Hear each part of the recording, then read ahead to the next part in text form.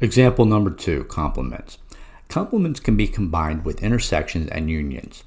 So here are 4 examples for you to try on your own. For number 1, you're asked to find the union of set C and the complement of set B. For number 2, find the intersection of set B and the complement of set C. For number 3, again, you're asked to find the intersection, but this time it's set C and the complement of set B. For number 4, you're going to find the union of sets B and C and then find the complement of that union. So this would be a good time for you to pause the video and practice these 4 on your own before proceeding and finding out what the answers are.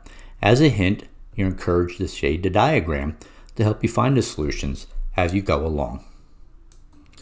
Let's review the solutions for each one. For number 1, you're asked to find the union of set C and the complement of set B. So the complement of set B are all the numbers or all the elements that are not inside the circle. So that would include 1 and 5 is outside the circle, as well as 6, 7, and 11. Those are all outside the circle of B. Now for set C, we're looking for everything inside the circle. So that would be the elements or the numbers 2, 3, 4, 6, and 7. Now the union of those 2 sets would be the combination of the complement of B and set C. In other words, the elements have to be in one or the other. They don't have to be in both. So we find out that the union of set C and the complement of B are all the elements in this tabular form 1, 2, 3, 4, 5, 6, 7, and 11. Number 2, you're asked to find the intersection of set B and the complement of C. So set B are the numbers 0, 2, 3, 4, 8, 9, 10, and 12. Everything in the circle here. The complement of C is everything outside the circle. So everything outside the circle would be 0 from set B, 1 and 5 out here in the universe, 8, 9, 10, and 12 from inside set B, and then 11 from out here in the universe. Now the intersection would be what is in common. What numbers do they share? Well, both sets, set B and the complement of C, have a 0.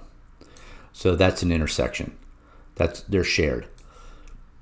Also, the number 8, that's in both sets. It's in set B and the complement of C. The same thing could be said for the number 9. That's in both sets, as well as number 10 and number 12. So everything that's highlighted in both sets are numbers that appear in both B and the complement of C. So the intersection would be this set of numbers, 0, 8, 9, 10, and 12, written out here in tabular form. Number 3, you want to find the intersection of set C and the complement of B. And as you can tell by the highlight, the answer is already going to be 6 and 7. Those are the intersection points are the only thing they have in common. Writing this out in tabular form, we see that C contains the elements 2, 3, 4, 6, and 7, while B contains all the numbers that are not in the circle. So 1, 5, and 11, we see they're out here in the universe, as well as 6 and 7. They're outside the circle. Notice that 2, 3, and 4 are concluded with B, so they're not included with the complement. Now the intersection point would be numbers that they share in both sets. So 6 and 7 are in both set C and the complement. Set C and the complement of B. And that's why you see it written here in tabular form. For number 4, you want to find the union of sets B and C and then find the complement of that. And you'll notice it's everything that's shaded in yellow. So let's discuss this. The union of sets B and C are numbers that occur in either B or C, or it could be both B and C. So everything here in white is the union of set B and C, but in both circles.